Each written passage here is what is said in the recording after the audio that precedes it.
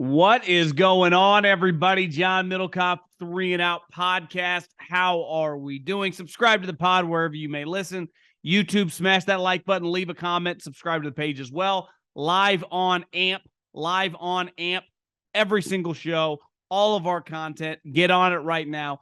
Lot of football content coming up. Quarterbacks from Jordan Love to Aaron Rodgers to Lamar Jackson. A lot going on, as well as some thoughts on the draft. But first, listen, this is a great time for sports. I'm a newly found puckhead, and there is just a lot of hockey going on. The NBA playoffs in full swing. Baseball off and running. Sun is out. People enjoying brewskis. You want to go to an event? You want to go to one of these games? Well, my friends at Gametime, the official ticketing app of this podcast, no big deal. We got sponsors because of you guys. Use that promo code, JOHN. Promo code John. You want to go to a game? You want to go to a concert? Want to see some tunes? Want to see some live music? You want to go to a comedy show? Why not laugh? You know, times are tough. Everyone's so angry. Put a smile on your face. Go to a comedy show and do it on me. Download the Gametime app. Promo code JOHN. Promo code John. $20 off. I'm just throwing you guys a bone. Don't even need a thank you. Use it. Take a friend. Take your wife. Take your son. Do whatever you need to do. Do it on me. Promo code John. Download the Gametime app. Okay, there's a lot going on with quarterbacks. We had a Lamar Jackson press conference. We had an official Jordan Love contract. Pretty unique. Something happened with him. And then Aaron Rodgers, the king of New York. So I wanted to dive into the 3 different quarterbacks. And I want to start with Jordan Love. Now, I can't stand cheap people with money. Like, I understand if you're cheap and you don't have any money, you have to conserve the money you have. You got to be very careful. I despise people that have a lot of money and still pinch pennies, tip poorly, that just get consumed by everything. And there's a difference of not blowing it and just like, come on, man, what are you doing? Like, money's not an issue. And that a lot of NFL teams now have more money than God. So when they sign these contracts, like when the Eagles signed Jalen Hurts, it looks like a lot of money on paper because, listen, it is a lot of money on paper. But as we just saw with Carson Wentz, if it doesn't go right, they'll pivot. It won't be that big a deal. And for 31 teams, well, you know, some of these teams don't have as much money as others. The Eagles are on the high end. But for a wide range of probably 20-plus teams that are led by massive, successful businessmen, billionaires, valuations of teams, new stadiums, cash is flowing. So they don't need to think twice. So what makes the Packers a little unique? They do not have an owner. And I'm not saying they have to be conservative with their money, but they have to be careful. And they have been historically. And it's why when Aaron Rodgers started freaking out about Gutekunst, I went, you know, Aaron, you've had it pretty good. Like, the Packers are a very, very well-run organization. They have been my entire life, from a Hall of Famer Ron Wolf and Holmgren through Ted Thompson to what they have now with Gutekunst and LaFleur. Now we'll see if those guys are as good as the previous people running the organization. But I would say this: in their 4 or 5 years in charge, resurrecting Aaron's career, pivoting off of him, getting a good haul for him, having talented players on the roster, like I'm impressed. The way Gutekunst handled the Rodgers situation, same with LaFleur, that's not easy. We see coaches and GMs over their head all the time. And clearly, now we'll see on the field moving forward, can they keep the winning ways going? I'm skeptical. But in terms of professional operators, they have been impressive. And last year, we saw a situation that Daniel Jones didn't get his 5th-year option. And that was the right move. New coach, new GM. Let's kind of get a trial period. Even though the owner, Giants, ton of money, really liked him, right? But they wanted to just make him prove it. Now, we can argue how much he proved. Clearly was his best season as a pro. Should he have got $80 million? Obviously, that's up for debate. But regardless what we all think about the contract, they were in a tough spot. They couldn't let him walk. It's impossible to replace him. The owner wanted to keep him. Hell, they wanted to keep him. And they had to, quote unquote, pay a lot of money. And, you know, if you want to say overpay, I'm not going to argue with you. So the Packers just saw a situation that they don't want to be in, right? They can give a lot of money if you deserve it. Aaron Rodgers, $150 million. They were willing to give Devontae Adams a huge contract. He wanted to be traded. Like, they will pay premiums for premium players, but they're not just going to blow money. And that was, I think, one reason Aaron Rodgers started bitching and moaning over the last several years is he wanted them to pay older players, right? And it's like, actually, I always sided with the management. Like, it was pretty good business, most of the guys that he was pissed off that had left. So when I first saw the story last week, or I guess it would have been, maybe it was over the weekend that they were negotiating over the fifth-year option, my first response, and anyone that's listened to this podcast knows, I was like, what the hell are they doing? You don't negotiate a fifth-year option. And then I immediately realized, no, they're trying to negotiate an extension, which is smart business. And when you see the money they gave him, basically an $8 million signing bonus, and he'll be on the roster for like $13-14 million next year, like, they're kind of hedging their bet. Because if he sucks, which is possible, like, if after this season of being in the league for several years, it just looks like this is not going to work out after 17 games, you cannot be on the hook for the fifth-year option $20 million contract. That is, especially when you still got some of this lingering Aaron Rodgers money on the cap. That'd be a disaster. But you also can't get into a situation where if he throws 23 touchdowns and 10 picks and you win 9 games, you're like, we want to keep rolling with this. Do you want to be in a position where he's a free agent? And then worst case scenario, you have to franchise tag him, which is obviously more than the fifth-year option, or give him a long-term extension, which ideally you don't want to do until you see some more information. Now, Jordan Love and Daniel Jones are not perfect parallels, right? Daniel Jones has played a lot of football, even coming into this season. So his resume, you've seen the improvement just based on the one season. This guy's never really played, besides the Chiefs game. Like, this guy's just, there's nothing. Listen, you can believe in a player, and we all have as fans. I remember seeing it firsthand. Like, you're very bullish. All these teams are on guys they draft, on guys they really liked, and then they acquire, whether it's a free agent. But it changes once the guy plays. Hell, you can see him in practice.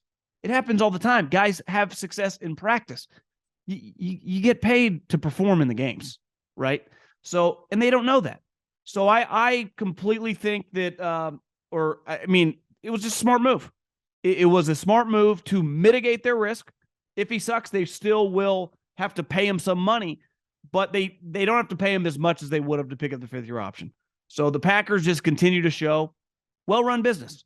Now, the success of the franchise moving forward is either twofold. This guy becomes a top 15 quarterback, and you stay competitive, and you stay in the playoff mix. Or this guy sucks so bad that you're drafting high enough to draft one of the top quarterbacks next year. And you can just smoothly pivot with by probably cutting Jordan Love and eating the money and whatever. We'll get, Drake May. It's hard to see them be as bad to get Caleb Williams, but you never know. We've definitely seen crazier. Lamar Jackson officially signed his contract. The details are out. We all know. I always... The average per year to me is such an overrated number. That's not the way these guys are paid. Lamar Jackson just got, I think, $75 million signing bonus. Like, when Aaron Judge averages $35 million a year, Steph Curry averages $45 million a year, they get paid that every single year. That's not the way these NFL contracts work. So Lamar Jackson just eventually signed, which we all said that he was going to have to if he wanted to stay on the Ravens. And as we saw, like, I don't think other teams were beating down the door to give him a fully guaranteed deal. A sweet quarterback contract, and it's what he signed. But I think looking back last year, that both have egg on their face a little bit.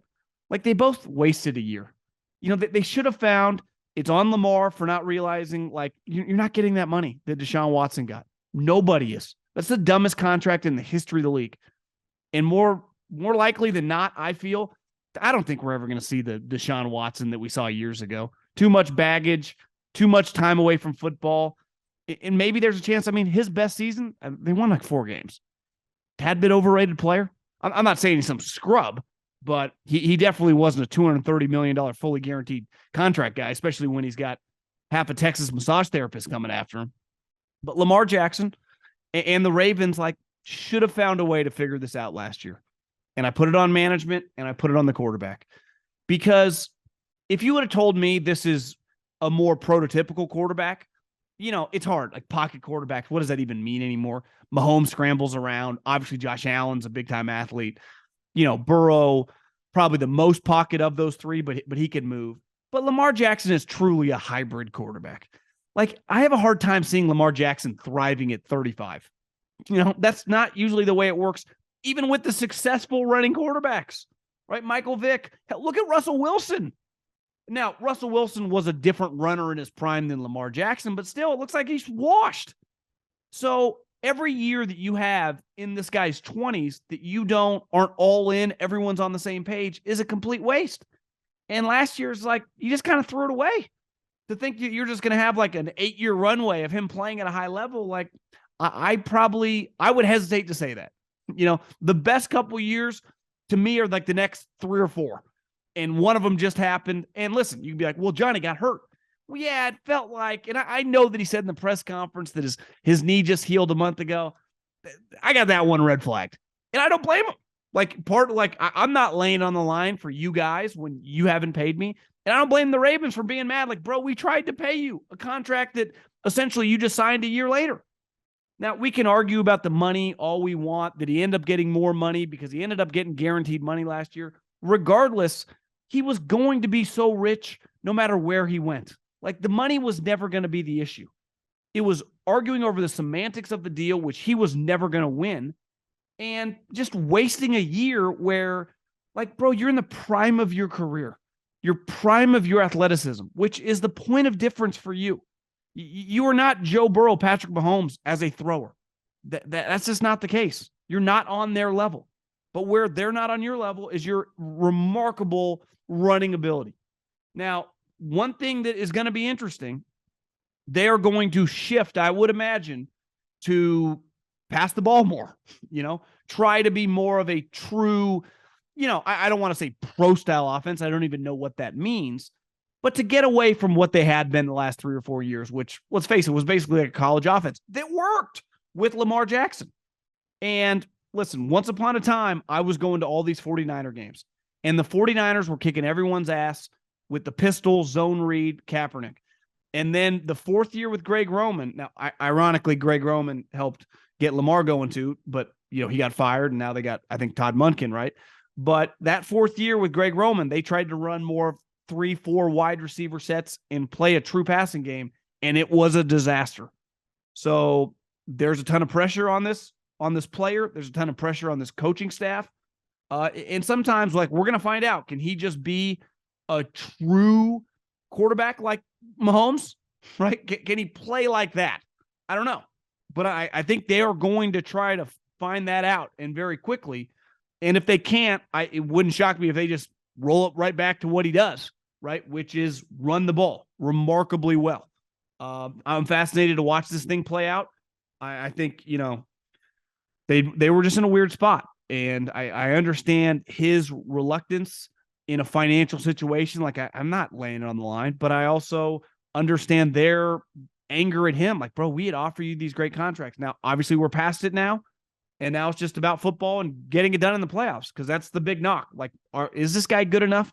I have no doubt in my mind, if Lamar Jackson is healthy, if you tell me he's healthy 17 games next year, it's like they're winning 11, 12 games.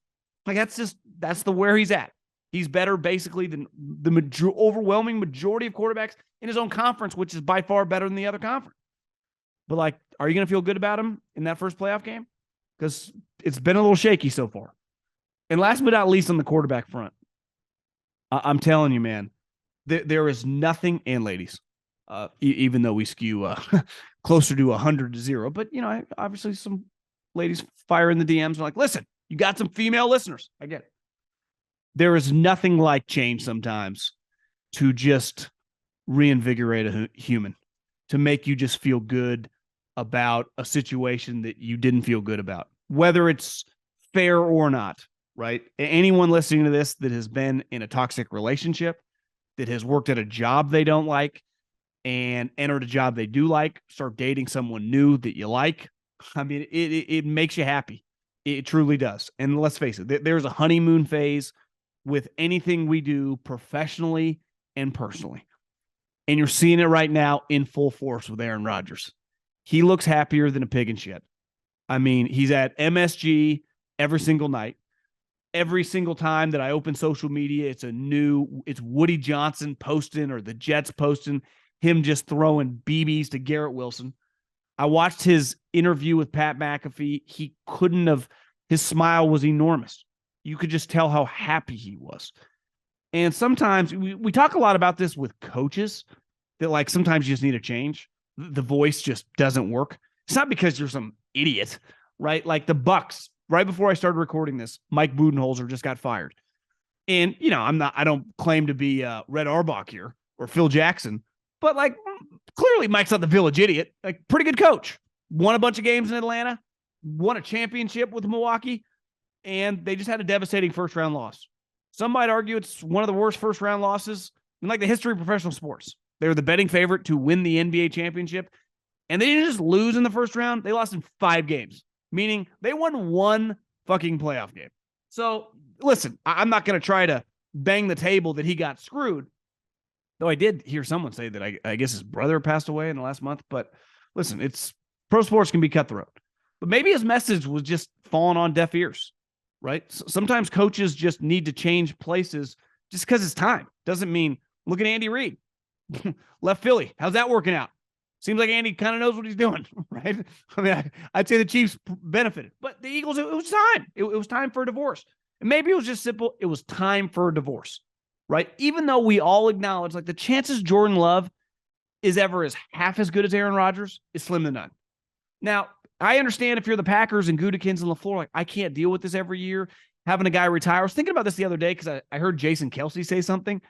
Think about the way Rodgers and Favre, and there have been other players do this too. They're the most famous, at least in the NFL, just go about their retirement. Like, I might retire, might not, but it's not like, hey, listen, just give me a minute. Let me take a deep breath. They're just constantly kind of toying with you. They're kind of playing puppet master with your emotions. Like, hey guys, trying to run a team here. Where I was thinking Jason Kelce, who has thought about retirement these last couple of years, has just done it pretty seamlessly. Like, hey guys, I just need some time. Give me some time. I'm still going to come work out. I'll keep you in the loop the entire time. My cell phone never runs out of service. So if you got any questions, you can always hit me up. If I'm leaning one way, I will let you guys know. Just open lines of communication. And that's not really the way it goes.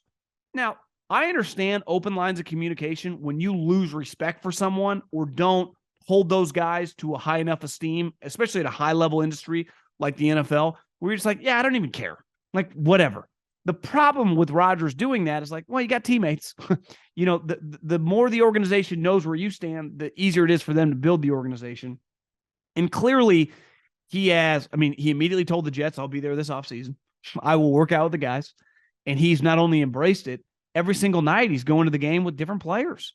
So I understand where he's coming from, not in the sense of like why he acted the way he acted the last couple of years, but just how a new situation. Like, I am so much happier, infinitely happier on a daily basis.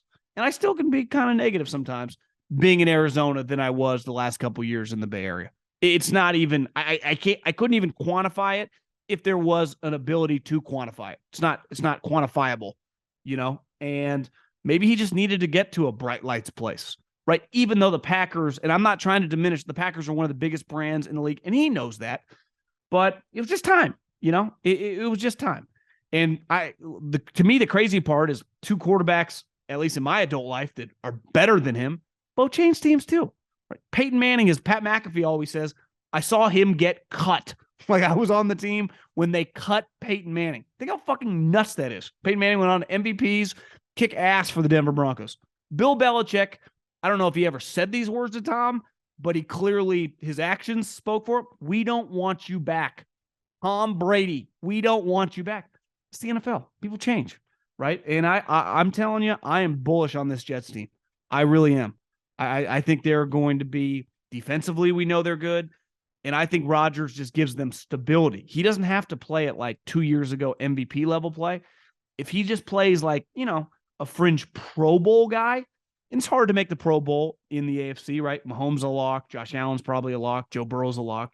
Like, if you told me Rodgers didn't make the Pro Bowl this year, I would say I still think the Jets can win 12 or 13 games. Because to me, he can still throw 29 touchdowns, 8 picks.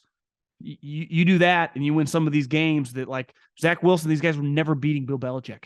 And Bill Belichick doesn't have some dominant team anymore. but it wasn't even a fair fight. You give them Rodgers with a balanced team, a running game. I mean, look what happened to the Packers.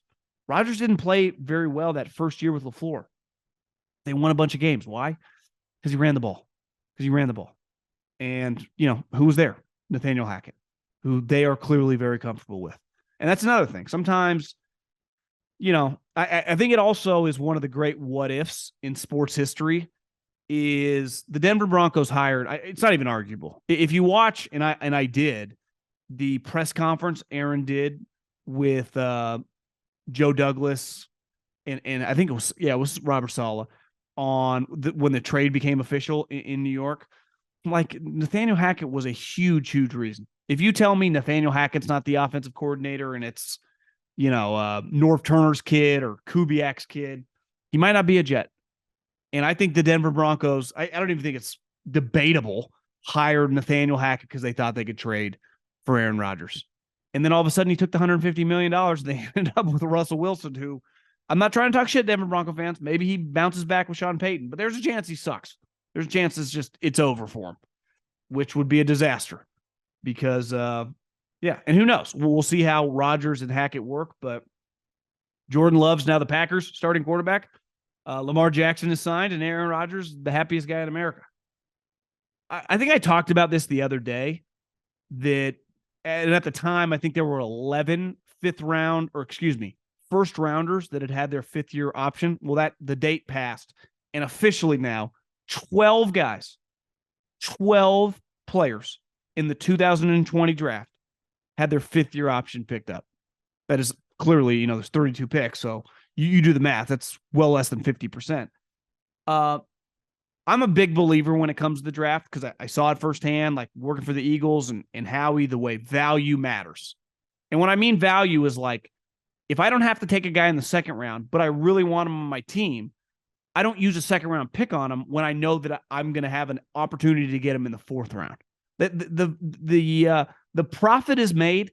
A wise man taught me this a long time ago. Maybe I read it, but sounds better that someone told this to me, is that you make the profit in what you buy it for, not what you sell it for. So anyone that's selling their home right now for $800,000, well, if you're making $500,000, the profit was made when you bought the thing for $300,000.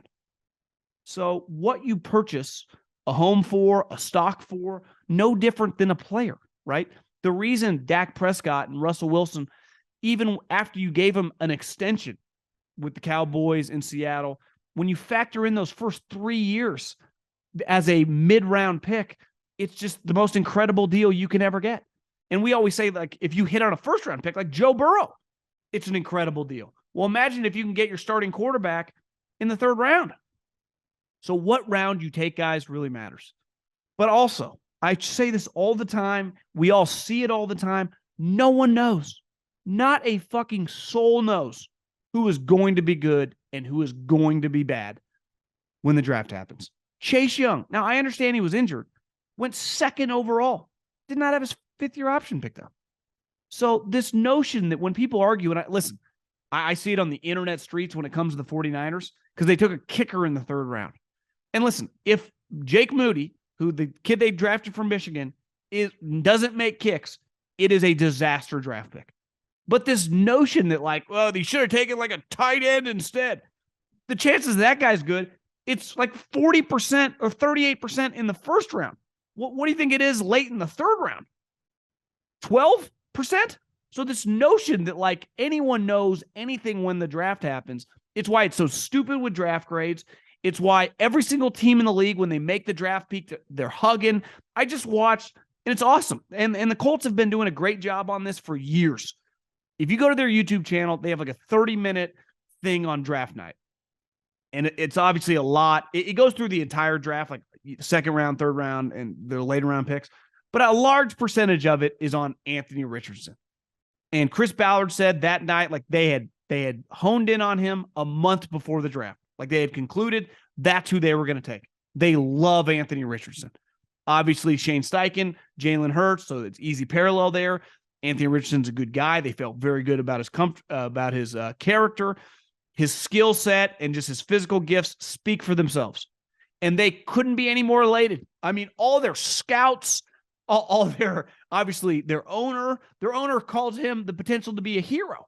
Now, Irsay's, can be a little wacky, but he's right. If Anthony Richardson hits, like he will be a legend in the NFL. He'll just be like, this is the Colts got the mobile version. They're modern day Peyton Manning. But more than likely, history would show probably won't work out. I'm rooting for him to work out because he seems like a good guy. I know he's a good guy because my scout buddies that have done the write-up on him that feel very comfortable with him. And obviously a skill set, he would be a very, very fun player. But like, what if he doesn't? All that hugging, all that fun is for nothing. Like we see it every single year. Nobody knows anything. Now, that doesn't mean that like you don't go into a draft with that mindset thinking you're going to miss on the player or it's not going to work out or you're going to draft someone that's not going to have their fifth-year option picked up. But that is ultimately what happens. And it happens a lot. So I'm a big believer there is no such thing in practice. In theory, it's true. But in practice, as a high floor. It doesn't exist. Because every guy that half the draft guy, this guy's a high floor, this guy's a high floor. Half those guys can't make the team. Some of them do, and some of them turn out to have high floors. And then some of them turn out to be like star players. So actually his floor wasn't just high, ceiling was high. And it's just a fascinating way the NFL works. Now, a lot of it too, just because you don't have your fifth-year option picked up, these guys play in the league for a long time, right? So some of those guys that don't have their fifth-year option picked up aren't quote-unquote busts. They're not out of the league, right? Two guys that when Mike Mayock, John Lynch, Solomon Thomas, Cleveland Ferrell. Neither of those guys had their fifth-year option picked up, and they're off the Raiders, and they're off the Niners, right? They're on to new teams. Well, both those guys are going to play in the league for like 8 to 10 years. Both of them. Cleveland Ferrell, ironically, is now on the 49ers. He was just way overdrafted. And we knew it at the time, but he still would have gone in the first round. You know what Cleveland Ferrell probably should have gone? In like the third. If that guy out of Clemson was a third-round pick, you go, you know what? It's a really good draft pick. That's a fan. You got a 9-year pro in the third round? What a pick. But when you take a guy in the top 10 and you don't pick up a fifth-year option because financially it doesn't pencil, because part of it, you're already paying him a lot of money because he's a high pick, that it looks like a disastrous pick, even though it's not totally because the guy is an NFL player. But it's just kind of the way, this whole thing works. Two other things I saw draft-wise. Jake Haener, the quarterback from Fresno State, and Stetson Bennett, quarterback from Georgia, went back-to-back picks. And I understand why both those two teams, the Saints have been in quarterback hell, really. They started becoming like the Denver Broncos post-Peyton Manning, just this revolving door that you just don't feel good about the position room at all. And think of what they did this year. They re-signed Jameis to be Derek Carr's backup, and they draft a guy in the fourth round who Jameis, should be able to beat out. He knows the offense, but, you never know. I even though I think they gave Jameis some coin. But I think they're good with, we will have 3 quarterbacks. Hell, we'll keep Haener on the roster. He'll just be, third quarterback, and he won't dress on game days. Assuming that, that rule's not going to change where you have 3 guys. But when you start going through these quarterback situations where you get into a season, you get into positions where you're like, if we just had a solid quarterback room, we'd be in the playoffs. But instead, our quarterback situation is a disaster. The Rams last year had to claim Baker Mayfield because their quarterback position was so dire. It was so bad. And let's face it, Matt Stafford's health is a major, major question mark. Now, it'll be pretty interesting because I saw that McVay said that LaFleur, who I forget, it's LaFleur and forget the other coach, the quarterback coach, Turner. I don't know. They all these guys are go to the same 5 teams. They kind of rotate. Really, really like Stetson Bennett. And that was the guy that they had honed in on. It'll be interesting to see, is that a guy that ultimately becomes a starting quarterback one day? Because I would not have drafted him from what I heard.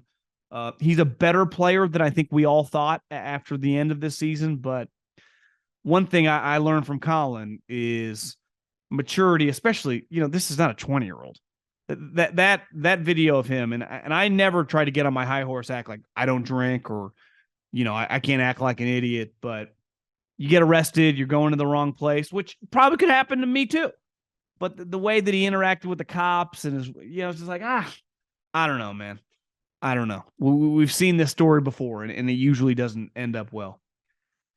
Last but not least, I don't think we talked about it that much during the draft about the situation with the Eagles. I think it happened right before the first round, the Eagles and the Cardinals, that they had agreed upon a trade, and basically the Eagles got the Cardinals, who clearly drafted the top of every round, their third-round pick. They swapped third-round picks, essentially. And it happened right before the draft. It was like, what is going on? And then it was reported by Schefter that it was because of the tampering situation. And I started thinking, it always bothers me, like in the NBA. Adam Silver fined the Dallas Mavericks, I think like $750,000 for tanking, like the second to last game of the season. The best they could do was the 10th seed, so that's the last play-in team. It's like, Adam, you're such a hypocrite, man. You're half your league's tanking. What if I was Mark Cuban, I would, zero chance I'd pay you a penny. You're going to fine me for tanking? It was what Jerry Tarkanian used to say. Kentucky cheated so bad they busted Cleveland State. It's just so stupid. The entire NFL, just like basketball, everyone tampers. And tampering it's not like tax evasion, right? It's not like committing felony crimes. Like, I'm sorry. Yeah, I talk to agents, whether it's about potential coaching candidates or players, all the time, because all these agents and represent these coaches and players that are on my team. So we're not just always talking about the guys that are on my squad. That's part of my job, right? Just like you do in sales, just like anyone does. You're always kind of trying to get as close you can to the line. So when I saw that there was a tampering situation, I went, this seems a little crazy. I'm sure this happens all the time. And then I read Florio wrote today that one of the reasons the Eagles were so mad, because it made sense, that Vic Fangio became a consultant for Philly last year, and he helped them out. Hell, he was helping them out during the playoffs. He was helping them game plan against the 49ers going into the NFC Championship game. Well, why do you think Howie had him on the payroll? Because he knew that Jonathan Gannon was getting some head coaching sniffs. And if Jonathan Gannon was going to leave, who do you think they would have made the defensive coordinator? Not the guy they did. They would have named Vic Fangio the DC. So Vic Fangio, the Eagles thought Jonathan Gannon was not going to get the Arizona Cardinal job, because a lot of people did, because it was like, who are the Arizona? What's Monty going to do? And clearly they were tampering with him during that Super Bowl kind of window between the championship game, and things changed. I think it's fair to say they did like another secret interview when you're not allowed to interview, even though all these people would be talking normally. I understand if you're the Eagles, like, listen, I don't care that you took Jonathan Gannon. Hell, I would rather have you take Jonathan Gannon so I could keep and elevate Vic Fangio. But Vic Fangio, they didn't know, had to take the Miami job. Well, part of it is, if they would have known that Jonathan Gannon was going, Vic Fangio would have been their defensive coordinator. So it makes perfect sense. And who's mad? The owner. What do you think Jeffrey Lurie's trying to do? They got a Super Bowl team trying to win the Super Bowl. Why did the Philadelphia Eagles lose the Super Bowl last year? Because their defense. Because their defense. Andy Reid ran pretty basic plays near the red zone or near the goal line and scored walk-in touchdowns. Walk-in touchdowns. Probably not happen against Vic Fangio, one of the best defensive coordinators of the last couple decades. Not a good head coach, a lot like Todd Bowles, but as a defensive coordinator, you can win big with the guy. And it makes more sense because tampering happens all over. And this was not one of those like a slap on the wrist, we don't want this to happen. This happened specifically because they screwed over a team. This is my issue with the Mavericks. Like, who did they screw over? They didn't want to play in the play-in game. Your whole league's tanking, Adam. Finding them, it's just, what are we doing? Doesn't make any sense. So yeah. Vic Fangio's now with the Miami Dolphins, who they could be a little bit better on defense and their quarterback situation solved. Who knows? Maybe Miami, Vic Fangio's a stud.